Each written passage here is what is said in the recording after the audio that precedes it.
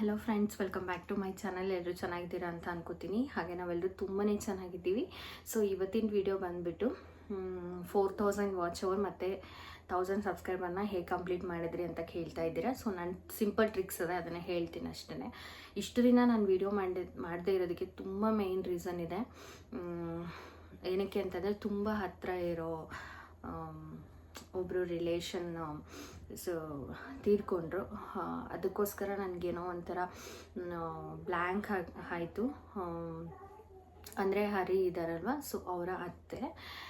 ನನಗಂತೂ ಸಖತ್ ಬೇಜಾರಾಗೋಯ್ತು. ಬಿಕಾಸ್ ಅಜ್ಜಿ ಇದ್ದಾಗ ನಂಗೆ ನಾವು ಆ್ಯಕ್ಚುಲಿ ಅಜ್ಜಿ ಅಂತ ಕರಿತಾ ಇದ್ದಿದ್ದು. ಹೇಳ್ತಾಯಿದ್ರು ನನಗೆ ಯಾವಾಗ್ಲೂ, ನೀನು ಏನದು ಸ್ಯಾರಿ ಹಾಕೋಬೇಕು, ಬಳೆ ಹಾಕೋಬೇಕು ಅಂತ ಹೇಳ್ತಾಯಿದ್ರು. ಬಟ್ ನಂಗೆ ಇಷ್ಟ ಇಲ್ಲ ಅಂತ ಹೇಳ್ತಿಲ್ಲ. ಬಟ್ ಅವರಿದ್ದಾಗ ಹೇಳಿದಾಗ ನನಗೆ ಎಲ್ಲೋ ಒಂದು ಕಡೆ ಓ ಅಂತ ಅನ್ನಿಸ್ತಾ ಇತ್ತು. ಬಟ್ ಸೀರಿಯಸ್ಲಿ ಇವಾಗ ಹೇಳಬೇಕಿತ್ತು, ಅವ್ರು ಇರಬೇಕಿತ್ತು. ಸೊ ಅದನ್ನು ಅವ್ರು ಹೇಳಬೇಕು ನನಗಿನ್ನು ಅಂತ ಅನಿಸುತ್ತೆ, ನನಗೆ ಅನ್ನಿಸ್ತಾ ಇದೆ ನನಗೆ ಇವಾಗಲೂ ಕೂಡ. ಸೊ ತುಂಬ ಬೇಜಾರಂತ ಅನ್ನಿಸ್ತು ನನಗೆ. ಸಡನ್ನಾಗಿ ಅವರು ಚೆಕಪ್ಗೆ ಅಂತ ಹೋದಾಗ ಅನ್ಎಕ್ಸ್ಪೆಕ್ಟೆಡ್ಲಿ ಆಗಿರುವಂಥದ್ದಿದ್ದು. ಒಂದು ಐಡಿಯಾ ಕೂಡ ಇಲ್ಲ. ಯಾಕಂದರೆ ಅಷ್ಟು ಚೆನ್ನಾಗಿದ್ದರು. ರೀಸೆಂಟಾಗಿ ಪಾಪುದು ಅವರ ಮೊಮ್ಮಗೊಂದು ನಾಮಕರಣ ಆಗಿ ಜಸ್ಟ್ 4 ಡೇಸ್ಗೆ ಅವ್ರು ಎಕ್ಸ್ಪೈರ್ ಆಗಿಬಿಟ್ರು. ಸೊ ಆ ಫಂಕ್ಷನಲ್ಲೆಲ್ಲ ಎಷ್ಟು ಚೆನ್ನಾಗಿದ್ದರು, ಓಡಾಡಿಕೊಂಡು ನಾನು ಫೋಟೋಸ್ನ ನೋಡಿದ್ದೀನಿ. ಸೊ ಎಷ್ಟು ಕಳೆ ಆಗಿದ್ರು, ಎಷ್ಟು ಚೆನ್ನಾಗಿದ್ರು. ಬಟ್ ಇಷ್ಟು ಬೇಗ ಸೊ ಹೋಗಿದ್ದು ತುಂಬ ಬೇಜಾರಾಯಿತು. ಅದೇ ಒಂದು ಮೂಡಲ್ಲಿದ್ದೆ. ಸೊ ಅದಿನ್ನೇನು ಆ ಮೂಡಿಂದ ಹೊರಗೆ ಬರ್ತಿದ್ದೀನಿ ಅಂತ ಅನ್ನಿಸ್ದಾಗ ಹರಿ ಫ್ರೆಂಡ್, ಲೈಕ್ ನಮ್ಮ ಮನೆ ಎದುರುಗಡೆಗೆ ಅವ್ರದ್ದು ಶಾಪ್ ಇರೋದು. ಸೊ ಅವರು ಕೂಡ ಸೂಸೈಡ್ ಮಾಡಿಕೊಂಡ್ರು. ಇಟ್ಸ್ ಅವ್ರ ಪರ್ಸ್ನಲ್ ರೀಸನ್ಸ್ ಅಂತದೆ ಅನಿಸುತ್ತೆ. ಬಟ್ ಅದು ಒಂದು ಕಡೆ ನನಗೆ ಎಲ್ಲೋ ಒಂದು ಕಡೆ ಮೈಂಡು ಮನಸ್ಸು ಎರಡೂ ಕೂಡ ಬ್ಲ್ಯಾಂಕ್ ಆಯಿತು. ಏನಾಗ್ತದೆ ಅಂತಲೇ ನನಗೆ ಅರ್ಥ ಆಗಲಿಲ್ಲ. ಬಿಕಾಸ್ ಅವರ ವೈಫ್ ಕೂಡ ಇನ್ನೂ ಕೂಡ ತುಂಬ ಚಿಕ್ಕವರು. ಇವನ್ 2.5-3 ಇಯರ್ಸ್ ಕಿಡ್ ಇದೆ. ಆ್ಯಂಡ್ ಶೀ ಈಸ್ ಪ್ರೆಗ್ನೆಂಟ್ ಕೂಡ 5 ಮಂತ್ಸು. ಸೊ ಈ ಥರ ಮಾಡಿಕೊಂಡ್ರು. ಅದು ಎಲ್ಲ ಒಂದು ಕಡೆ ಸಖತ್ ಅಂದರೆ ಸಖತ್ ಬೇಜಾರಾಗೋಯ್ತು ನನಗೆ. ಸೊ ಇದೆಲ್ಲ ಮರಿತಿದ್ದೀವಿ ಅಂತ ಅಂದ್ಕೊಂಡಾಗ ಮುಂಬೈಯಲ್ಲಿ ಒಂದು ಚಿಕ್ಕ ಮಗು ಮೇಲೆ ರೇಪ್ ಅಟೆಂಪ್ಟ್ ಆಗಿದೆ. ಸೊ ಅದನ್ನು ಕೇಳಿ ಕೂಡ ನೋಡಿ ಎಷ್ಟು ಬೇಜಾರಂದರೆ, ಈವನ್ ನನಗೂ ಕೂಡ 2.5 ಇಯರ್ ಮಗಳಿದ್ದಾಳೆ. ಸೊ ಅದು ಎಷ್ಟು ಬೇಜಾರಾಗುತ್ತೆ ಅಂದರೆ, ಹೆಣ್ಮಕ್ಳನ್ನ ಎತ್ತಿರೋರಿಗೆ, ಲೈಕ್ ಗಂಡು ಮಕ್ಳನ್ನ ಎತ್ತಿರೋರ್ಗೆ ಇರಲ್ಲ ಅಂತ ಹೇಳ್ತೀರ, ಬಟ್ ಹೆಣ್ಮಕ್ಳನ್ನ ಎತ್ತಿರೋರಿಗೆ ಈ ಥರದ್ದು ಒಂದು ವಿಷಯ ಕೇಳಿದಾಗ ಮೈಂಡ್ ಪೂರ ಬ್ಲ್ಯಾಂಕ್ ಆಗಿಬಿಡುತ್ತೆ. ನನಗೂ ಕೂಡ ಹಾಗೆ ಆಯಿತು. ಸೊ ಏನು ನಡೀತಿದೆ ಅಂತಲೇ ಗೊತ್ತಾಗ್ತಿಲ್ಲಪ್ಪ ಈ ಪ್ರಪಂಚದಲ್ಲಿ. ಸೊ ಚೇಂಜ್ ಆಗಬೇಕು, ಎಲ್ಲನೂ ಚೇಂಜ್ ಆಗಬೇಕು. ಸ್ಟ್ರಿಕ್ಟ್ ಆ್ಯಕ್ಷನ್ ತೊಗೋಬೇಕು. ಅವಾಗಲೇ ಇಂಥವ್ರಿಗೆ ಬುದ್ಧಿ ಬರೋದು. ಆ ಮಗುನ ಆ ಥರ ಎಲ್ಲ ಚಿತ್ರಹಿಂಸೆ ಕೊಟ್ಟು ಈವನ್ ಅದ್ರ ಫೇಸ್ ಕೂಡ, ಆ ಮಗು ಫೇಸ್ ಕೂಡ ಕಾಣದೇ ಇರೋ ಥರ ಕಲ್ಲಿಂದ ಜಜ್ಜಿಬಿಟ್ಟಿದ್ದಾರೆ. ಹೆಂಗೆ ಮನ್ಸು ಬರುತ್ತೆ ಅವ್ರಿಗೆಲ್ಲ? ಏನು ಅನ್ಕೊಂಬಿಟ್ಟಿದ್ದಾರೆ ಒಂದು ಪ್ರಾಣಕ್ಕೆ. ಅವರು ಎತ್ಕೊಂಡು ಮುದ್ದಾಡೋ ಅಷ್ಟು ಮಗು ಅದು ಚಿಕ್ಕದು. ಸೊ ಈ ಚಿಕ್ಕ ಚಿಕ್ಕ ಮಕ್ಕಳೂ ಬಿಡ್ತಿಲ್ವಲ್ಲ ಅಂತ ಹೇಳಿ ಈ 3 ಇನ್ಸಿಡೆಂಟ್ ಆಗ್ತಾ ನನಗೆ ಮೈಂಡ್ ಬ್ಲ್ಯಾಂಕ್ ಆಯಿತು. ಏನೂ ಬೇಡವೇ ಬೇಡ ಅನ್ನೋ ಥರ ನನಗೆ ಅನಿಸ್ಬಿಡ್ತು. ಸೊ ನಾನು ಅದೇ ಒಂದು ಮೈಂಡ್ ಸೆಟ್ಟಲ್ಲಿ ಇದ್ದೆ.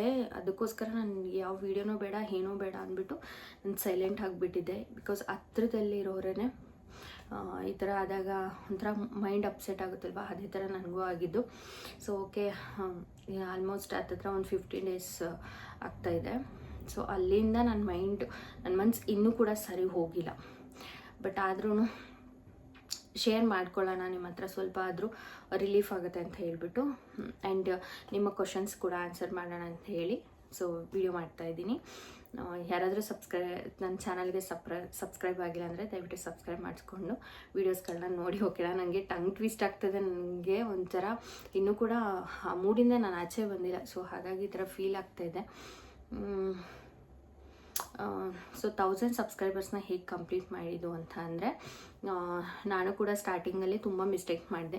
ಏನು ಅಂತಂದರೆ, ನನ್ನ ಹತ್ತಿರ ಇರೋರಿಗೆ, ನನ್ನ ಫ್ರೆಂಡ್ಸ್ ಆ್ಯಂಡ್ ರಿಲೇಷನ್ಸ್ ಏನು ಸರ್ಕಲ್ ಇದೆ, ಸೊ ಇವರೆಲ್ರಿಗೂ ಕೂಡ ಸಬ್ಸ್ಕ್ರೈಬ್ ಮಾಡ್ಕೊಳ್ಳಿ, ವೀಡಿಯೋಸ್ನ ನೋಡಿ ಅಂತ ಹೇಳಿ ದೊಡ್ಡ ಮಿಸ್ಟೇಕ್ ಮಾಡಿದ್ದೆ.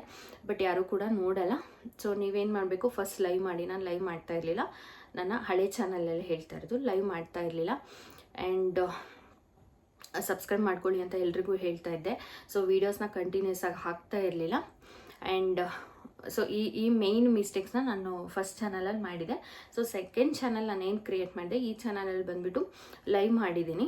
ತುಂಬ ಏನು ಲೈವ್ ಮಾಡಿಲ್ಲ, ಬಟ್ ಲೈವ್ ಮಾಡಿದ್ದೀನಿ.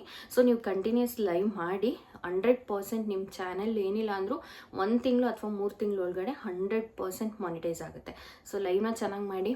ಆ್ಯಂಡ್ ಇನ್ನೊಂದು ಬೆಸ್ಟ್ ಟ್ರಿಕ್ ಏನು ಅಂತ ಅಂದರೆ, ಪ್ಲೇ ಲಿಸ್ಟಲ್ಲಿ ನಿಮ್ಮ ಫೋನಲ್ಲ, ನಿಮ್ಮ ಐಡಿನೂ ಅಲ್ಲ, ನಿಮ್ಮ ನಂಬರ್ ಅಲ್ಲ, ಬೇರೆಯವ್ರ ಫೋನಲ್ಲಿ ಪ್ಲೇ ಲಿಸ್ಟ್ನ ಆನ್ ಮಾಡಿಬಿಡಿ. ಸೊ ಅದರಿಂದನೂ ವಾಚ್ ಓವರ್ ಕಂಪ್ಲೀಟ್ ಮಾಡ್ಬೋದು ಆ್ಯಂಡ್ ಲೈವಿಂದನೂ ಕಂಪ್ಲೀಟ್ ಮಾಡ್ಬೋದು. ಸೊ ನೀವು ಆಟೋಮೆಟಿಕ್ ಲೈವ್ ಮಾಡ್ತಿದ್ದೀರಾ ಅಂತ ಅಂದರೆ ನಿಮಗೆ ಸಬ್ಸ್ಕ್ರೈಬರ್ಸ್ ಕೂಡ ಚೆನ್ನಾಗಿ ಸಿಗ್ತಾರೆ, ಆಯಿತಾ.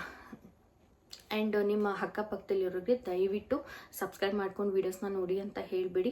ಸೊ ಜೆನ್ಯೂನ್ ಆಗಿ ಯಾವ ಸಬ್ಸ್ಕ್ರೈಬರ್ ಬರ್ತಾರೋ ಅವರು ಕಂಟಿನ್ಯೂಸ್ ಆಗಿ ನಿಮ್ಮ ವೀಡಿಯೋನ ಸ್ಕಿಪ್ ಮಾಡದೆ ನೋಡೋ ಅಂಥ ಸಬ್ಸ್ಕ್ರೈಬರ್ಸ್ ಆಗಿರ್ತಾರೆ, ಓಕೆನಾ. ಸೊ ಅಂಥ ವ್ಯೂವರ್ಸ್ನ ಇಟ್ಕೊಳ್ಳಿ. ನೀವೇ ಸಬ್ಸ್ಕ್ರೈಬ್ ಮಾಡಿಸೋದು ಅದೆಲ್ಲ ಮಾಡೋಕ್ಕೆ ಹೋಗ್ಬಿಡಿ. ಈ ಮಿಸ್ಟೇಕ್ ಮಾಡಿದ್ರೆ ನಿಮ್ಮ ಚಾನಲ್ ಯಾವುದೇ ಕಾರಣಕ್ಕೂ ಗ್ರೋ ಆಗೋಲ್ಲ. ಆ್ಯಂಡ್ ನೀವು ಲೈವ್ ಮಾಡ್ತಾ ಇದ್ದೀರಾ ಅಂತಂದರೆ ಟುಗೆದರ್ ಲೈವ್ ಕೂಡ ನೀವು ಮಾಡ್ಬೋದು.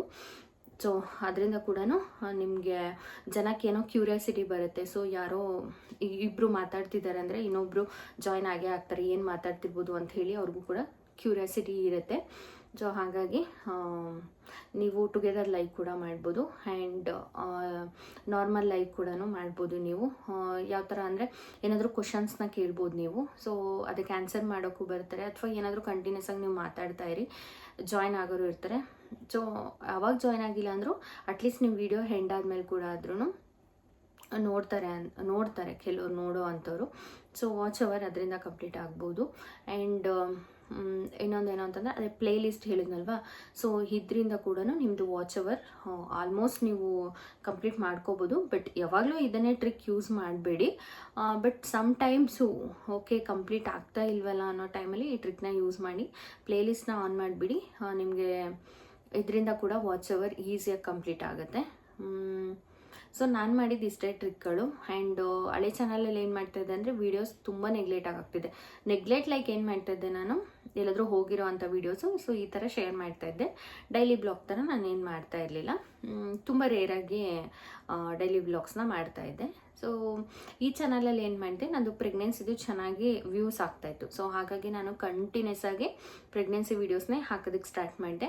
ಈವನ್ ಇವಾಗಲೂ ಕೂಡ ನಾನು ಪ್ರೆಗ್ನೆನ್ಸಿ ಹಾಕಿದ್ರೆ ಆಲ್ಮೋಸ್ಟ್ ವ್ಯೂ ಬರುತ್ತೆ ಇಲ್ಲ ಅಂತ ಹೇಳ್ತಿಲ್ಲ, ಬಟ್ ಡೈಲಿ ಬ್ಲಾಗ್ಸ್ ಹಾಕಿದ್ರೆ ಯಾವುದೇ ಥರದ ವ್ಯೂಸ್ ಬರ್ತಾ ಇಲ್ಲ. ನೋಡೋಣ. ಮೊನ್ನೆ ಕೂಡ ಒಂದು ಪೋಸ್ಟ್ ಹಾಕಿದ್ದೆ ನಾನು, ಡೈಲಿ ಬ್ಲಾಗ್ಸ್ ಅಥವಾ ಪ್ರೆಗ್ನೆನ್ಸಿ ವೀಡಿಯೋಸ್ ಅಂತ ಹೇಳಿಬಿಟ್ಟು ಒಂದು ಪೋಸ್ಟ್ನ ಅಪ್ಲೋಡ್ ಮಾಡಿದ್ದೆ. ಅದಕ್ಕೆ ನನಗೆ 80% ಆರ್ 60% ಏನೋ ನನಗೆ ಪ್ರೆಗ್ನೆನ್ಸಿ ವೀಡಿಯೋಗೆ ವೋಟ್ ಬಂದಿದೆ, ಡೈಲಿ ಬ್ಲಾಗಿಗೆ ಕಮ್ಮಿ ಬಂದಿದೆ. ಸೊ ಐ ಥಿಂಕ್ ಮಾಡಿಬಿಟ್ಟು ಪ್ರೆಗ್ನೆನ್ಸಿ ವೀಡಿಯೋಸೇ ಮಾಡೋದಾ ಅಂತ ಯೋಚನೆ ಮಾಡ್ತಾ ಇದ್ದೀನಿ. ಬಿಕಾಸ್ ನನ್ನ ವ್ಯೂವರ್ಸ್ ಏನಿದ್ದಾರೆ ಅವರು ಪ್ರೆಗ್ನೆನ್ಸಿ ವೀಡಿಯೋಸ್ಗೆ ಕಾಯ್ತಾ ಇದ್ದಾರೆ. ನನ್ನ ಆದಷ್ಟು ನಾನು ಅದಕ್ಕೆ ಟ್ರೈ ಮಾಡ್ತೀನಿ. ಬಿಕಾಸ್ ತುಂಬ ತಿಳ್ಕೊಂಡು ನಾನು ಹೇಳೋದಕ್ಕೆ ಟ್ರೈ ಮಾಡ್ತೀನಿ. ಅದ್ರ ಜೊತೆ ಏನಾದರೂ ಇಂಪಾರ್ಟೆಂಟ್ ಕ್ಲಿಪ್ಪಿಂಗ್ಸ್ ನಾನು ಹೊರಗಡೆ ಹೋಗಿರೋದು ನಿಮ್ಗೆ ಏನಾದರೂ ಹೆಲ್ಪ್ ಆಗುತ್ತೆ ಅಂದರೆ ಅದನ್ನು ಕೂಡ ಅದ್ರ ಮಧ್ಯದಲ್ಲಿ ಶೇರ್ ಮಾಡಿರ್ತೀನಿ.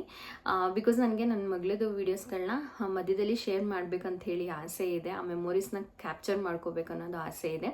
ಸೊ ನಿಮ್ಮ ಜೊತೆ ಕೂಡ ಅದನ್ನು ಶೇರ್ ಮಾಡ್ತೀನಿ. ಅವಳ ಒಂದು ತುಂಟಾಟಗಳನ್ನ ಕೂಡ ನೀವು ನೋಡ್ಬೋದು. ಸೊ ಎಂಜಾಯ್ ಮಾಡ್ತೀರಾ. ಬರೀ ಪ್ರೆಗ್ನೆನ್ಸಿದಾಗ ಹೇಳ್ತಾ ಇದ್ರೆ ಬೋರ್ ಆಗುತ್ತಲ್ವ, ಅದ್ರ ಜೊತೆ ಮಗುದು ಏನಾದರೂ ಆ್ಯಕ್ಟಿವಿಟೀಸ್ ಇದ್ದರೆ